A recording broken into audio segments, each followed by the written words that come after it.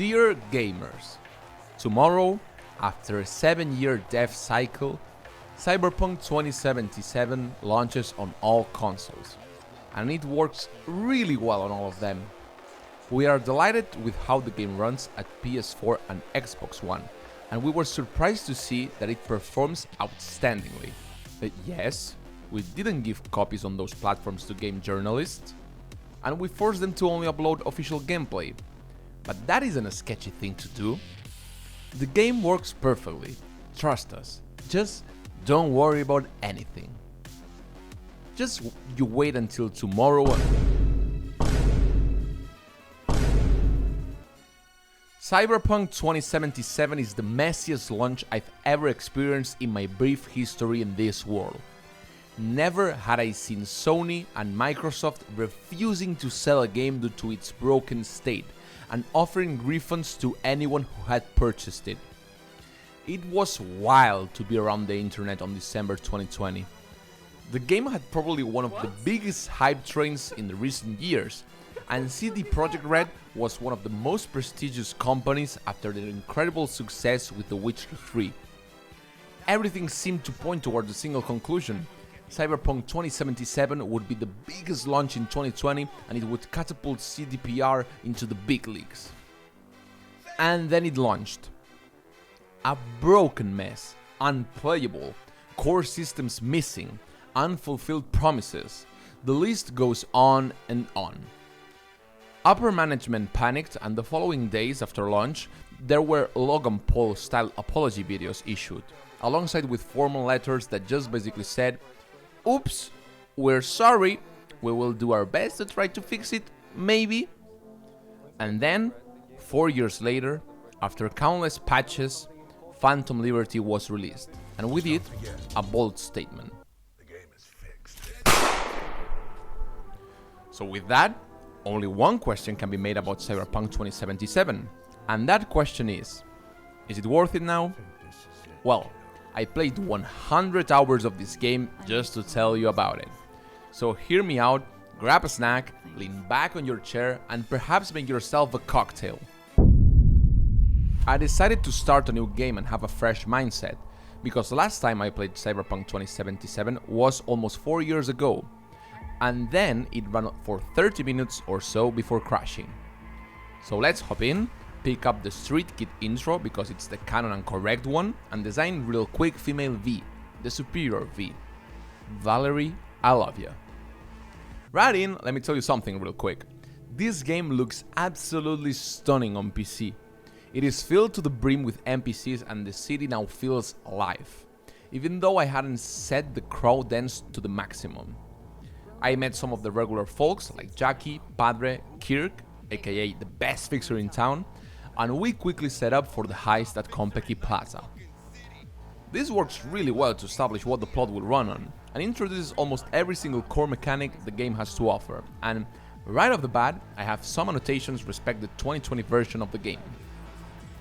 Now you can shoot from your vehicle and random gang members will chase you if they feel like it. Armored cars are also a thing, and although the aim system is a little bit messy, they are really fun to use. The skill tree has been completely revamped and now makes sense. Seriously, I cannot stress enough how shitty the launch skill tree was. If you wanted a cool build that relied a lot on something like shotguns, or stealth, or I don't know, mantis blades, you needed to invest on the right skills on the get-go, or it would amount to nothing. It was nonsense, and there was no way to respec properly, whereas now the skills you can unlock make sense, and it's pretty easy to see what they will look like. On this run, I decided to build V around throwing knives, axes and tomahawks, and I had an absolute blast running around and dashing, throwing knives like some sort of elite assassin. This also reminds me of another big change you can appreciate since the beginning, and that change is the clothing. Finally, you can wear the drip in Night City. Before, every clothing set had armor and other advantages attached to them. So no matter how cool or fashionable they were, you needed to stick to the best pieces of clothes you could get to ensure you wouldn't die with a single bullet. However, now it's possible to create outfits, change your style, and have some sense of fashion in this dystopian nightmare. And yes, of course that I grabbed David's jacket and used it for the rest of the game. Are you kidding me? After the prologue concludes, the world opens up and the perimeter in Haywood is lifted, which reminded me of what a missed opportunity it was to not have this mechanic added into the rest of the game. It would have been really cool that, after a couple of gigs or reaching 3 or 4 stars in the police system, entire districts would be shut down with police controls, and if they found you there, they would aggro you immediately. I don't know, it seemed like a cool concept. It is surprising how short the main story is in comparison to the side content. If you restrain yourself and you don't explore a bit and just go for the main missions, the story is over in about 15 hours. The side content on the other side, well, it is a whole other thing. But we'll talk about that later. The police system has been overhauled and now they don't just pop out of thin air. They can also chase you in their own cars and armored trucks, and hearing the alarm that signals the arrival of Mac's truck still sends chills down my spine. Also, depending on the district, different types of police or military pop up, such as Militech, Kang Tao, or other ones. The police system it is near as good as GTA 5 police, and I'd hope they would make something different out of it. But nevertheless, I'm glad these changes were made, and if it sounds like basic features that should have been in the game in the first place, then you're right, they should have. Driving also feels smoother, although I personally think that cars can still be a little bit slippery sometimes, but not as much as in launch. There are a lot of new wheels you can purchase, and the Capitan side quests offer discounts in order to make these purchases more affordable. And speaking of buying and the economy, which has crashed in the real world at the time of recording, you can now buy apartments and hideouts throughout Night City to have new places to hang out with your partner, drink coffee, review your stash, play guitar, or dance to the really sad song that now has made my day worse.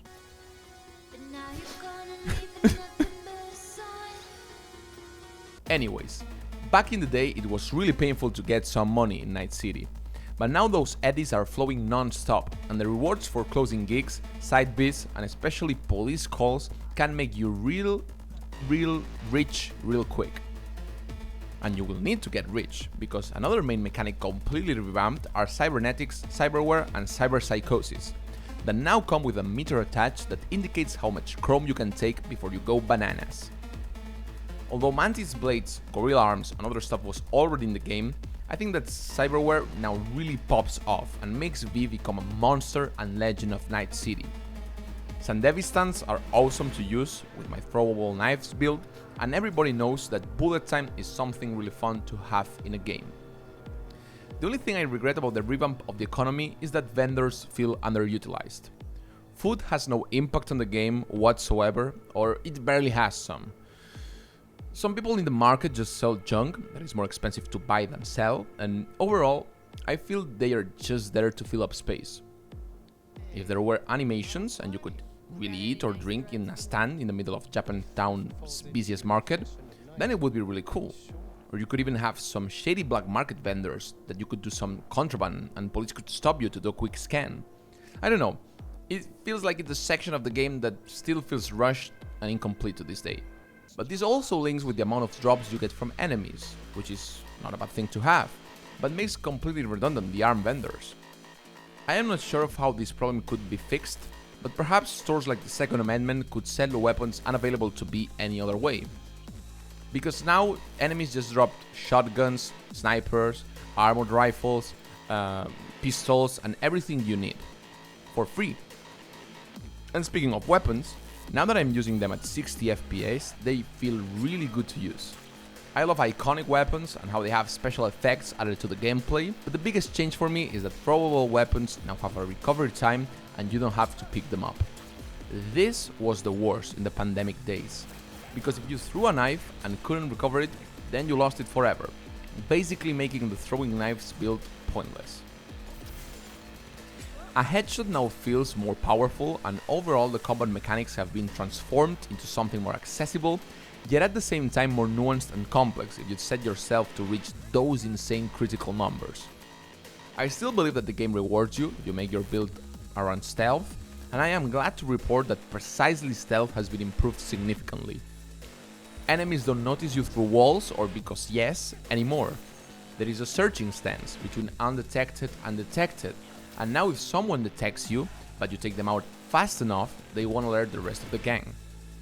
Again, these may sound like basic features of any stealth type of gameplay, and that is because they are. And just before we start gooning around, this video is sponsored by Instant Gaming. Do you know what is better than video games? That's right, cheap video games. Instant Gaming provides all sorts of video games with huge discounts, even with recent releases like the newest Space Marine, now at a 26% discount. Since digital keys do not have the same manufacturing cost as physical copies of a game, well, their prices should be lower, right? In Instant Gaming they think so, and you will find their games for PC, PlayStation or Xbox. You name it, they have it. They also have a 24/7 customer service, which is really nice if you have any problem whatsoever, and hey, Cyberpunk 2077 is right now on sale for less than 24 euros, 37 if you want to add the Phantom Liberty expansion. So if you want to check the game out, this could be the cheapest way to do so. So thanks to Instant Gaming for sponsoring this video, and back to the review. Alright, let's now address the big invisible elephant in the room with face morphing implants. Phantom Liberty, the first and only expansion that Cyberpunk 2077 will ever have. It redoes from scratch a whole sub-district of Pacifica, now called Dogtown, adds another one with a spaceport, even though there is not much to do there and you only go there for a specific ending of Phantom Liberty, and with it, it also adds a bunch of new side jobs, weapons, clothes, etc. The expansion costs around half the price of the game at full retail price, and that is a controversial decision, which I will tackle later in the video. The expansion begins when Songbird calls you out of the blue after you have dealt with the Voodoo Boys in Pacifica, and she asks you to infiltrate Dogtown to recover the president of the USA, who is about to crash in a plane right into the district. That is terrible news, since Dogtown is a heavy militarized district that operates independently from Night City thanks to its dictator, the arms dealer Colonel Hansel Kurt. The introductory mission of Phantom Liberty is absolutely amazing, and I cannot emphasize sufficiently how well it sucks you right into its world and dynamics, raises the stakes immediately, and brings you spectacular sequences while introducing new interesting side characters. Seriously, I feel the need to congratulate the CD Projekt Red devs for such an incredible job with the first hours of the expansion. It is truly the best way possible to enter this espionage thriller with the right foot. So, the question is, does Phantom Liberty become a letdown after that? Oh no. No sir. Phantom Liberty is incredible. Gigs are more complex and nuanced, and you can make decisions and stab your local fixer, Mr. Hands, in the back if that's what you wish to do. Side jobs have some gut-wrenching stories that can rival the best ones of the main story, often leading you out of Dogtown and right back in to connect with the rest of Night City. Dogtown feels like a whole different vibe, and the art direction is simply stunning, and there is nothing that immersed me more in Cyberpunk 2077 than trying to cross the main entrance of the heavy, militarized frontier of Dogtown. Reed, Songbird, President Myers, Alex, Kurt, Mr. Hands, every single character in Phantom Liberty is fully fleshed out and operates in the grey area of morality that makes every decision count, and choosing a side has never been more complicated. I truly mean that. It is not a espionage thriller for nothing.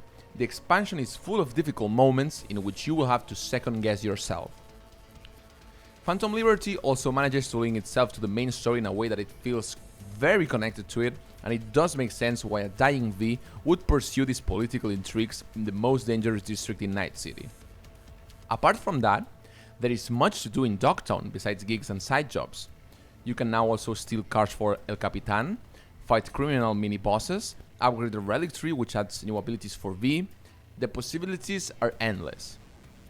In my opinion, this is what an expansion should be, and I honestly feel it is a shame that CD Projekt Red has decided to not develop another one, although I get why they would want to redirect their efforts elsewhere. However, it would have been nice to, once again, have some mechanics introduced that briefly appear in the story but are not expanded in your free-to-roam open-world segments. The main one I want to talk about is gambling. It is crazy how there is not a single casino in Night City, and I feel this would have been an excellent opportunity to add it to the game, since you already bet for a while during a main mission. And speaking of the main mission, let's talk about the main story for a bit. This is the soul of the game, the one that cannot be patched or improved significantly, and to that avail, I am happy to report that Cyberpunk 2077 has an amazing story to tell. First of all, the argument is developed in such a way that only a sci-fi setting could tell it, which I think it is really important if you choose this genre, because if it wasn't, why bother? Second of all, this from rags to riches with a ticking bomb in your brain story works really well, and it is deeply intertwined with the gameplay elements of Cyberpunk. Although I wish that the relic could malfunction during combat sometimes, I think it would have been a nice touch. Every faction feels fleshed out and has its own dynamics and conflicts. Arasaka, the Aldecanlos, the Afterlife. Everyone has its own problems besides you, and I think this helps the game to make it feel more complex and alive. The same happens with its characters and the relationships between them. Jackie, Victor, Misty, Penem, Judy, River, Takemura, all of them are unique, with strengths and flaws, and they have more personality than the majority of NPCs you can find in other AAA games. Their side stories are complex and satisfactory to play, and thanks to the 2.0 update, if you were to romance someone, Judy, Judy, always Judy, Judy's a good choice. They now can text you regularly, send you gifts, go to your apartment to have a date, etc., which makes them feel like real people. However, the main crown of this constellation of really well-written characters is Johnny Silverhand, played by the legend itself, Keanu Reeves. It is incredible how he sticks around for the 90% of the game, and the banter between him and V is superb. This is something I feel needs to be addressed and congratulated, since we could have had a Giancarlo Esposito scenario in which the famous actor is used for all the marketing, and in the game he just appears for a couple of scenes and then you never see them again. Johnny and V affect each other, and your relationship can transform and evolve as the relic devours what's left on your brain. And this does not only affect Johnny, but everyone else. It is incredible how many paths you can take for most main jobs in the game. Hell, you can betray almost everyone if you set yourself to do it, and there are unique outcomes for that, and what's most important, the game doesn't tell you they exist. Sure, you have your 2 or 3 dialogue standard options, you can even have like a street kid, corpo or nomad option, but sometimes you can even think out of the box and go elsewhere. And I don't know, snitch on Penem for example and tell Sol what you are trying to do and then withhold everyone from stealing the basilisk. CD Projekt Red excels at putting out the best side missions in the whole business, and there are a lot of them. And I mean a lot of them, like 270 something of them. And this time, the quality of the side missions is no exception. The Paralysis Brainwash Night Corp story is amazing. Finding River's nephew, it's a police drama that had me sucked right in. The Man Who Wants to Be Crucified live on TV is perhaps some of the most gruesome scenes I had to watch in a game. And the Sentient Vending Machine or the Cyber Psychos fights really push the sci-fi narrative. Each one of them is worthy to play and add both to the lore of Night City and present themes and ideas that fit into the cyberpunk genre, and raise really interesting questions surrounding morality in the futuristic dystopian nightmare that is this place. Okay, geeks aren't that interesting, I'll concede to that, except for the ones that occur in Dogtown and are part of Phantom Liberty. But they are fun to do, nevertheless. However, I think it is a little bit unbelievable that you do these contracts for every single fixer in town, and some of them are affiliated to certain gangs, and you keep murdering their people and everything seems to be okay. Yes, I'm talking about you, Wakako. I have murdered 3 of your children. Why don't you hate me? You should hate me. I get Visa Merc, but still. It is really nice as well that sometimes fixers ask you some requirements that are entirely optional, but that can affect somewhat how the world of Night City evolves and the rewards you get from them. And it is also important to mention that now you don't have 15 people barking on your holo when you're minding your business, and that is nice to have. You can now reject calls, which is the best quality of life thing they have added, and if you're doing certain things or you're busy, fixers will text you the deets of the gig and let you do whatever it is you're doing. And also, I am not sure where to put this exactly, but hacking now looks really cool. I didn't try it out as much in my playthrough, but if I ever do a third run of this game, I will definitely become a hacker and make people's brain explode and suicide themselves and have contagions and stuff. It looks really nice, really cool, and I think they have done a proper job at fixing it, or at least that's how it seems from an outer perspective. Even though I think the story needs to be praised for what it is, and I cannot thank enough how the rework of Adam Smasher makes him an actual menace now, the story of Cyberpunk 2077 is one of broken promises, some of which we will never get now. Flying vehicles are something that can only be achieved either daydreaming or through mods. Boats can be used sporadically, but they are not part of the core gameplay, and you cannot keep them at port, etc. There is not a wanted system or corrupt police to bribe. The life paths you take in the prologue are well implemented, and they don't impact that much the story and are only useful very occasionally. I also feel that brain dances, even though they added a couple more, still feel very underutilized.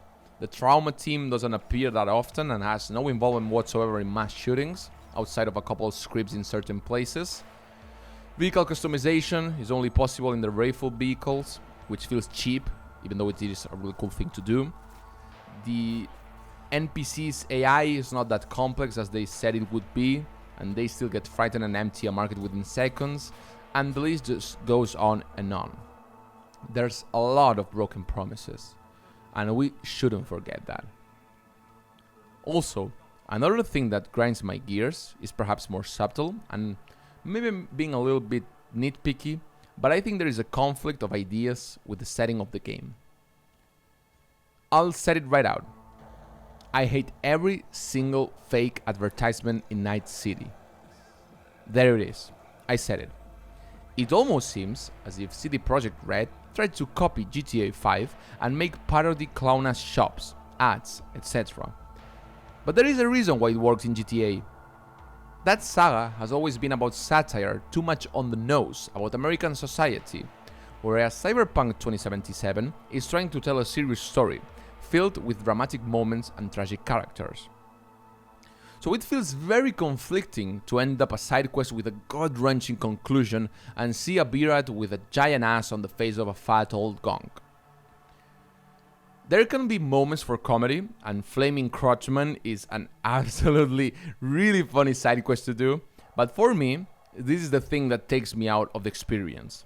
And I think it would have been cool to have more interesting places to explore instead of the generic surreal sex shops and fake advertisements. It feels lazy. This is perhaps the worst thing the lore and setting of Night City has in this game. And I believe it does not justice to the original material, and it just feels dumb. It feels dumb and out of place. Maybe it's a little bit of an overreaction on my part, but I hate them so fucking much. Perhaps that is why I love Dogtown, because its places are unique and don't present this 3-year-old level of parody that I detest.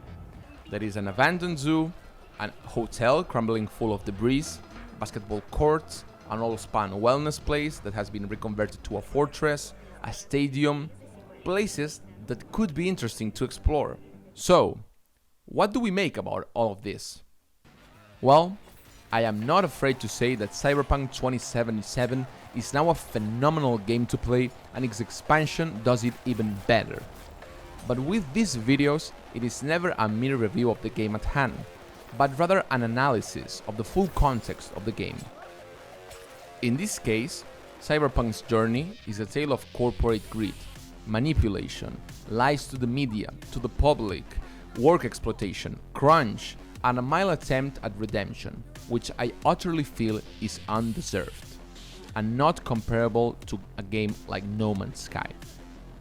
I do think the developers have done an amazing job, and that is the main reason why the game is so stunning. Its story is great, the combat feels really good, all of that is merit because of them.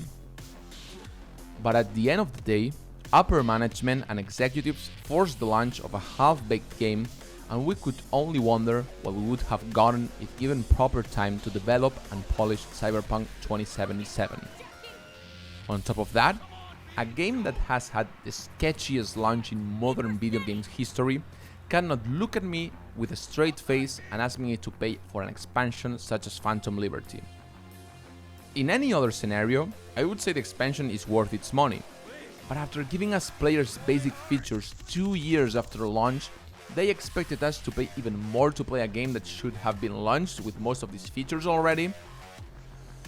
Well, it makes me feel conflicted. That is why I will say that although Cyberpunk 2077 is worth it in 2024, and it is a really good game to play, I cannot recommend it at full price, just perhaps with a discount. I still feel betrayed, lied to, and think that the company should have collapsed in the aftermath of the game's release.